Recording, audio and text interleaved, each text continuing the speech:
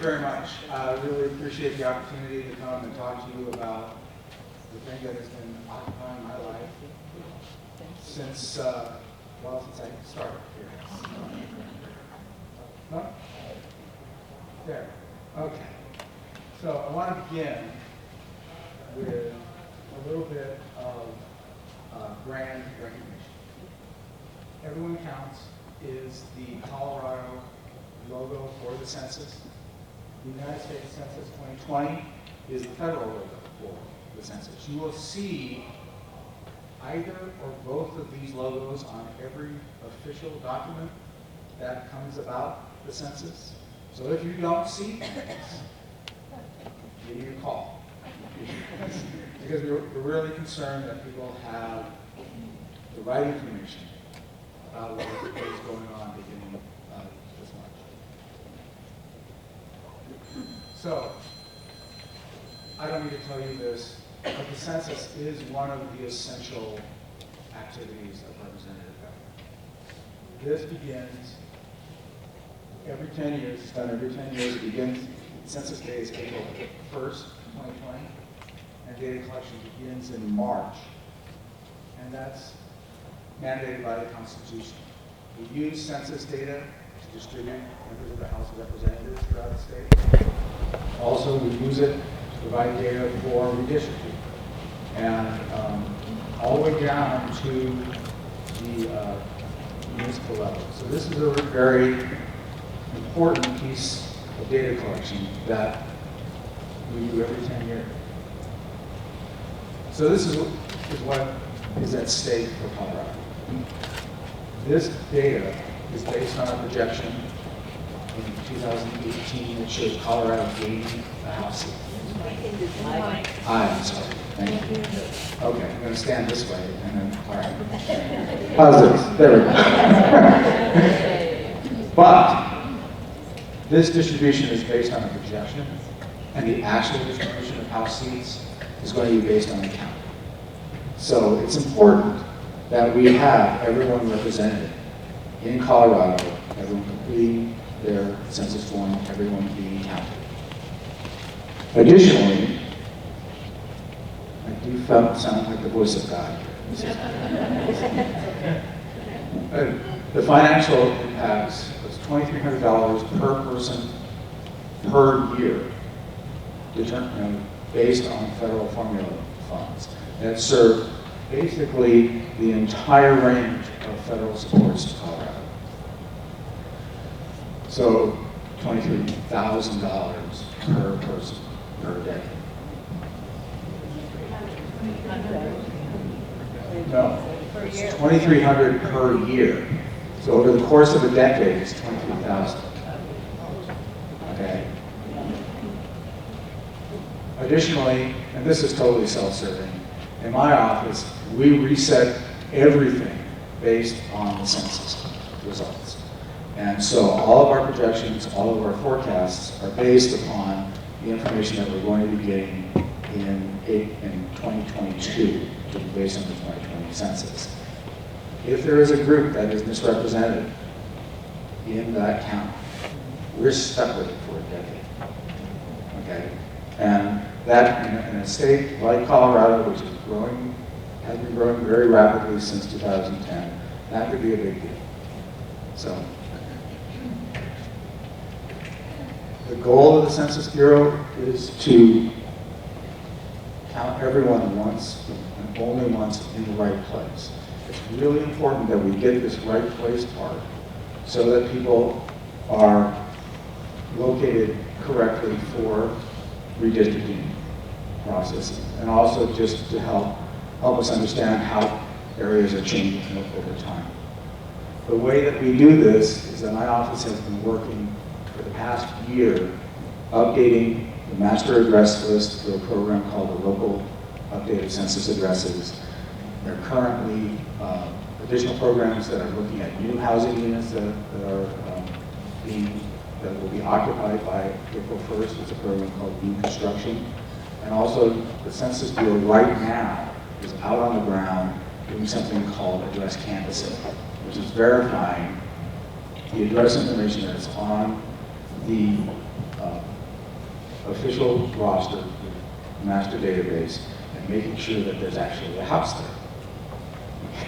And identifying accessory dwelling units, vacant housing, and those sorts of things. So, as you're talking to folks and somebody says, well, I already completed my census, this person came by and checked out my house, that's the address canvassing, it's not the census. They didn't complete the census. You have to tell them, wait till March and complete your census. Yeah, yes. So, if someone says to you, okay, hello, all right. If someone says to you, I already completed my census form because someone came and canvassed their address, the answer that you should tell them is that no, you haven't completed the census form. Census forms will start being distributed in March. And when you get the invitation to complete your census form, complete your census. Okay? So the census is also easy. This time there will be 4 ways of completing the census form: online, over the telephone, using a traditional paper form, and for those people who decide to ignore everything else, that census enumerator will come to your address. I know that doesn't apply to anybody in this room, but you might have friends, right?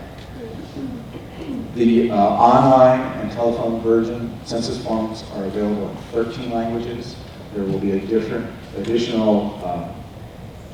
language packets in 59 languages, and that covers about everyone in Colorado who says that they do not speak English. Very well. 10 questions? Nope. No questions about citizenship. No questions. No questions about legal status. No questions about income. These are all very, very basic, bare bones sorts of questions that everyone in a household will get asked. 10 minutes per person on the outside to complete. So, in an average household of 2.4 people, 20 minutes, 30 minutes to complete on the outside. People can skip questions, although we don't recommend that they skip questions. It's important for all the work that my office does and all the work that you all are about to do, that this information be complete and accurate. But if someone decides that they're not going to answer gender, or sex, I get this mixed up all the time, sorry. They will still be counted. But what happens is that incomplete rosters, incomplete forms get put into a pile that gets sampled for quality control. So there is a chance that someone who decides to leave a bunch of questions blank may get contacted by the Census Bureau.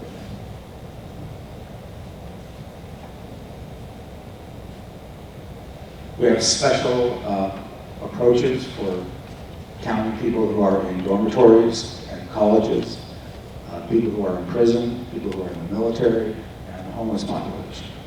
And those are going on. I know that we've got some materials circulating around the room. If you have any questions about this, come talk to me at the break. We can get your questions answered. Additionally, for a small number of households who get their mail through a post office box, a census enumerator will come to a house and drop off a packet that includes a form. When they do that, they geocode where they drop off the packet so that people are counted where they live, not where they get their mail. And that's just a very, very small proportion of the state of Colorado, and but it does focus in some of the more rural areas. So it's safe. Let's talk about falsities for a moment. The idea that any agency is going to be able to look at people's census records is incorrect.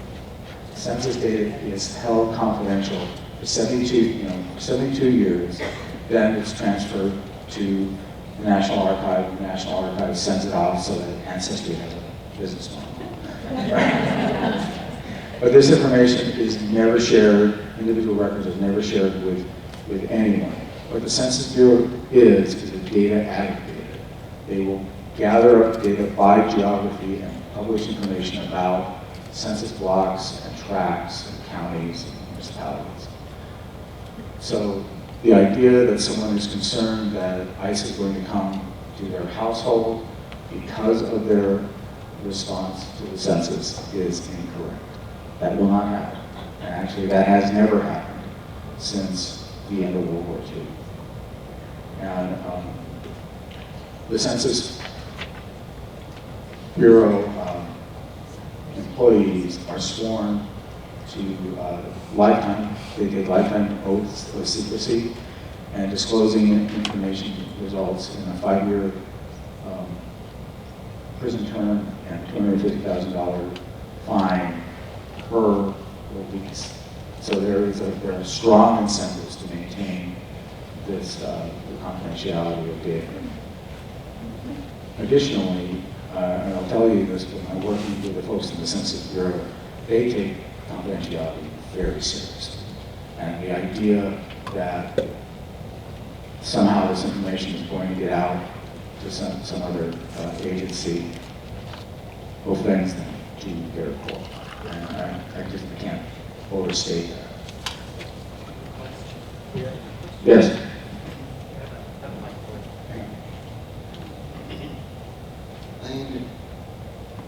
I understand that you're making it very clear that the policy is none of this information will be shared with any other agency. What about an individual who has power over all the agencies? So this is about, I actually don't know how to summarize that question. You know, so let me tell you some history, okay? This is about the confidentiality of census data and whether an individual could abrogate that confidentiality. Since 1952, there's been a law on the books called Title 13. And every census year that has been challenged. That Title 13 guarantees confidentiality of census records. That those records are only going to be used for research purposes, they're only going to be summarized. Every census since then, there has been a challenge to that confidentiality protection, whether it is to identify people of a particular ethnic group, whether it is, sorry, I gotta get, you know, I have to remember, like, you know, when you're on stage in a band, you have to be here, so whether it's, you know, identifying people in a particular ethnic group, identifying businesses that may have mob ties, etc. And every time those challenges have been made, they have been upheld by the courts. So confidentiality of this data has been maintained. That's all from the past. When they say the past is prologue, it doesn't predict things. But the precedent is clear, and this information is confidential. Okay, one more, and then we're going to I know the question we're going to get, cybersecurity. Yeah. Okay, so cyber, you asked. Okay, this is a question about cybersecurity. The platform that is being used is the Amazon cloud. What? The Amazon cloud will be used. There is end-to-end encryption being implemented, so that puts an encryption key in your browser when you log in, and that key is then decrypted when the data comes to Maryland, which is the central location of the Census Bureau. Additionally, Cisco Systems is working to maintain the integrity of the network. So we believe that they've made things as secure as possible, but that's as secure as possible. So let me go on, and then we'll have an opportunity for your questions. So how are we going to do all this stuff? We're working with individual local communities. This is really a situation where we're encouraging local communities through a structure called the Local Complete Count Committee to tell their local stories using the facts that we have. These are pictures from Weld County and Callaway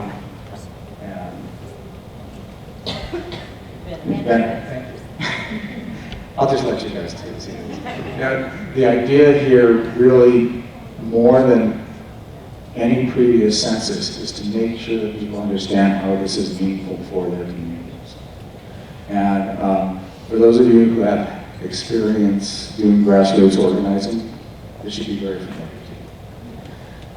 And this is the activity that we are starting to do.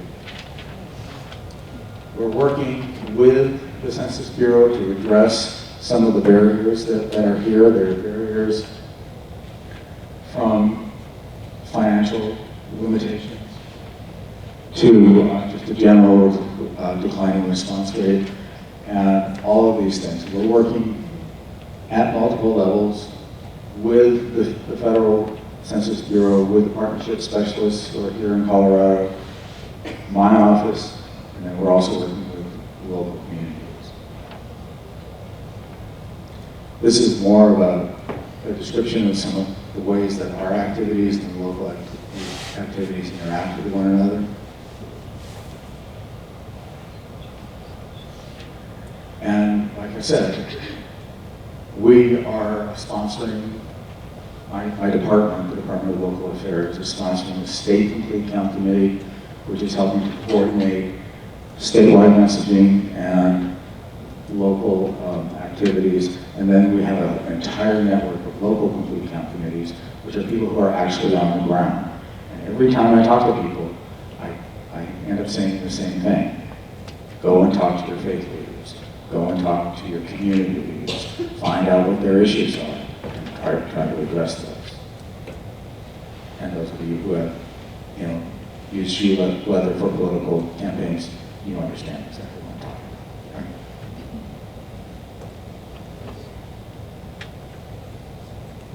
So, what my office has tried to do is really, confirm addresses, make sure that everybody's going to get counted in the right place. We're identifying group portal locations. We're helping identify places where homeless people receive services so that people are counted there. And we're continuing to make sure that the address list that is being used is the most complete as possible. So this is our website. We have some stuff floating around here, and I know that Cameron and I are going to be doing some more during the break, right? Right. Okay. The information that we have, all of our information here is available to you on this website, so please forget the long one. I'm going to give you a shorter one. It's colorado.gov/census2020. Will take you to this page. And please take this opportunity, get yourself up to speed, get educated. And if you want to, there are still opportunities for people to participate in local complete count committees. And we really want to have your participation. You can get the entire list of complete count committees under the button that conveniently says complete count committees. So, okay.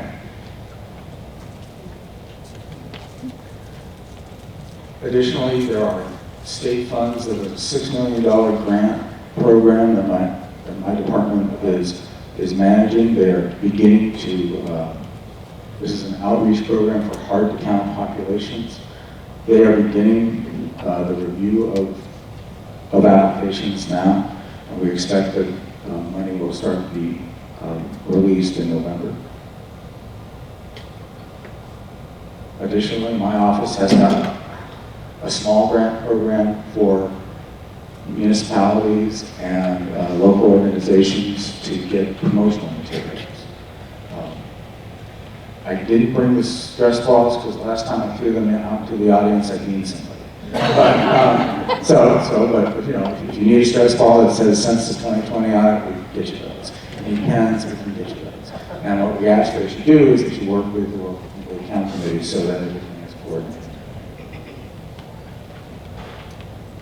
Okay, this is my contact information, and before we open up for questions, in your packet is a document that says what partners should and should not do. One of the things that I want folks to be aware of is that we need local partners. But local partners should really just focus on helping people get connected to the census rather than helping people answer the census. I heard that. So the issue is maintaining the confidentiality of census records, regardless of your intent and regardless of how long you're going to remember something. If someone gives you their responses, you have broken the law. That's unfortunate. So what we're asking people to do is to help educate folks about how you can answer the census, how you can call the 1-800 number, how you can go online, how you can get a paper form and submit that, rather than actually having people helping other people answer the question. You can answer the questions of somebody else in your household, in your housing unit, that's cool. But somebody outside your housing unit, that becomes a problem. And additionally, we're asking people not to go door to door to solicit responses. That has got the potential of having people convinced that they already completed the census, and then if they get into the second half of the process, which is called non-response follow-up, where the enumerator comes to the house, people may be confused. They can say, well, I already completed this, and we don't want that to happen. We need to get everybody counted. Actually, that is a constitutional requirement. We have everyone counted. And it's an important thing for Colorado and for the nation. My last day before opening up, I've been fortunate this year to go everywhere in Colorado. It has been really awesome. I have seen some amazing communities, people who are engaged, great things happening, and that's the story I want to tell. Okay. But I'm a demographer. I have to tell the story through data tables. Okay. So if a group doesn't get counted and get into my data tables, we can't tell the right story. And also, when you think about it, representative government is our legacy. It assumes that everything is going to work. And if it doesn't, because people believe that they don't have a role, we end up with problems. That's all I'm going to say about that. I'm available to answer any questions. Thank you.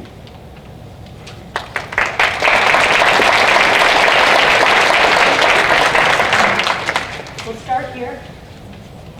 Why do you have a question about being Hispanic? For several reasons. The questions about Hispanic origin and race are probably the most, well, the question is why do you have a question about Hispanic? First of all,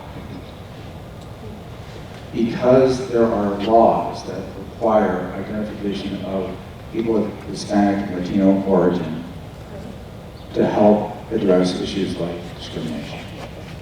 Additionally, those two questions, the Hispanic origin question and the race question, are the most complicated questions on the census form.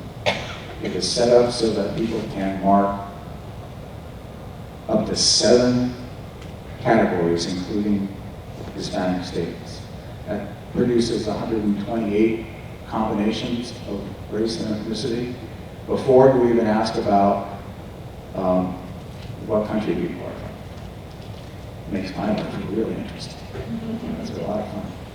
But this is the closest thing that we have gotten to representing the reality of the American population. We are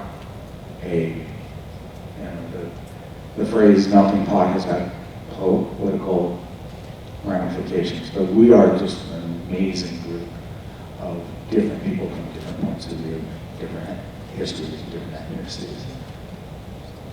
Of course, it's going to be difficult to represent all that. And this is the way that we have decided to do that, or that the Census Bureau has decided to do that. Yeah. Regarding the youth reservations, my understanding is that most of those people who live on those reservations have no street address, and the U.S. Census can't mail to their post office boxes. If I were a person living on that reservation, and I knew about the census and wanted to complete my questionnaire, and I went online, what would I do for an address, and how would that work? Okay, so the question is about people on American Indian reservations. First thing is that we are working closely with the Southern Ute Tribe to make sure that people are aware that they can complete the census there. If you may not have a street address, but you have a location of your home, and you can enter that information into the online system so that, and we're working very hard to make sure that people who are living on reservations in Colorado are being fully represented. Yes. Who's next? Go ahead. I was handed the mic, so Hi. I answer my question. I still don't understand your previous answer about Hispanic origin. Eat the mic. Hispanic origin. Why not Latino or indigenous people or Jewish is often not a religion, but it is considered a racial thing. Why specify just that? I don't get it. Okay. The short answer, the question is why include Hispanic origin as a single group and not include other cultural groups? Is that reasonable summary? Cultural, racial, but are still Right. a large group in this country. Yes. Asian. Well, actually, Asian, yes, question about Asian. Asian is one of the racial categories. Asian and Pacific Islander. So that's one thing. The use of the term Hispanic is mandated by federal law. It's part of the language of various anti-discrimination laws. Other combinations that are sort of religious connotations are prohibited by the Constitution. You know, we're not supposed to make distinctions based upon religion. So those are some of the constraints of this. But my experience is that people will still list the Jewish as an ancestry. They will list various other combinations as in completion of this. It is possible for someone to mark 7 separate categories for their ethnicity and race, and it's always great trying to figure out what percentage are we talking about, right? So the other point of this is that we are a multiracial, multi-ethnic country, and of course it's going to be tough. Of course it's going to be complicated to gather this information, and of course some people are going to feel like they're left out. This has been a long-term process since 1970, almost 50 years, of trying to develop a question that captures everyone out there. Thank you. Okay. Folks, we do need to stay on schedule. I know you all have a lot of questions, but let's just do one more and then move on to our next speaker, please. Thank you. You encouraged us in your presentation to work with our local census office. I'd like to know where we can get a list of the census offices, and also if there hasn't been an expansion since last year, why there is no census office for Southern Colorado. Okay, so the question is, first of all, where do you find census offices? Go to www.2020census.gov/EN. We'll get you connected to that. And there are offices in Western Slope and in Southern Colorado. But no coverage.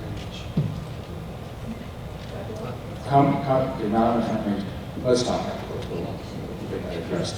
Also, thank you very much, Deanna. I'm going to be here, and you can come and we can talk during the break. And again, thanks again for the opportunity to talk. Thanks.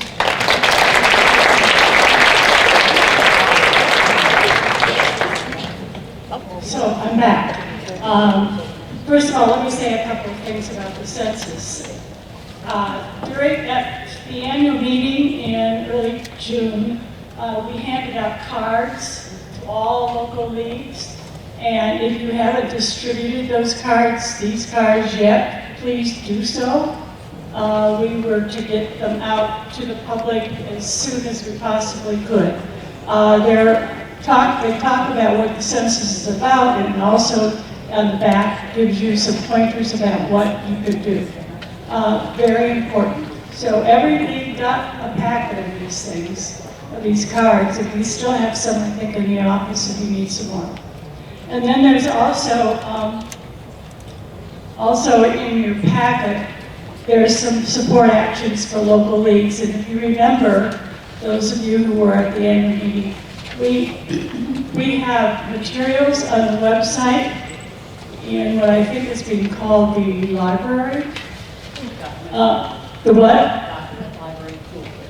Document Library Toolkit. And so there are toolkits for several things, one of them being the census. So you can go there and get materials that you could use for presentations, either to your league or to your community, whatever you prefer. And you can also ask state board people to come and speak if you would like that to happen as well.